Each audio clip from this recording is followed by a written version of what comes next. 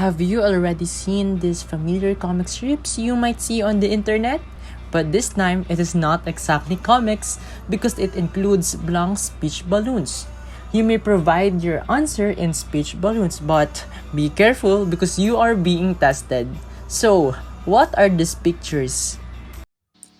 Those are Rosenzweig picture frustration tests. It is a projective personality assessment that uses pictures as projective stimuli, which reveal the unconscious expression of elements of our personality. So, what does the Rosenzweig picture frustration test exactly measures? The Rosenzweig picture frustration test measures the reaction of the client to frustrating events, which discloses patterns of response to everyday stress. It is applicable to be administered in the ages 4 and above. It contains 24 images which depicts two persons in a difficult scenario just like this one. The figure at the left, which we consider as frustrator or antagonist, contains speech balloons with conversation to describe the frustrating situation. Whereas on the right side, which we consider as frustrated person or a protagonist, the speech balloon is left empty and let the client fill it out based on their projected description from the stimulus, which is most likely the response during frustrating events. The situation are divided into two chief kinds: ego blocking and super ego blocking. Ego blocking consists of obstacle, personal or impersonal interrupts, disappoints or deprives that directly frustrate the client, just like this. On the other hand, superego blocking consists of accusation, charge, or incrimination of the client by someone else, just like this.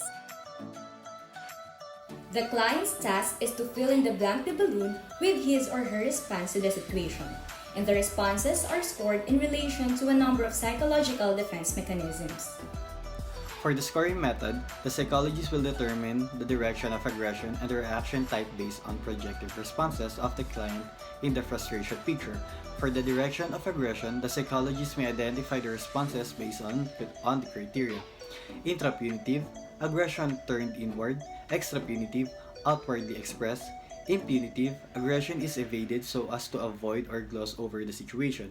On the other hand, for the type of reaction, the psychologist may identify through these three types of reaction elicited from the client: obstacle dominance, in which the response concentrates on the frustrating barrier; ego defense, in which attention is focused in protecting the frustrated person; need persistent, in which attention is focused on solving the frustrating problem. For the mode of the administration, it is ideal to administer it face-to-face to provide proper guidance to the clients and to assure that client is being true and not falsifying their answer during administering. However, just like any other projectives like SSCD, it may also administer in online platforms like Zoom Communications and Google Meet. It is a great projective test indeed, but its sound psychometrics properties are questionable.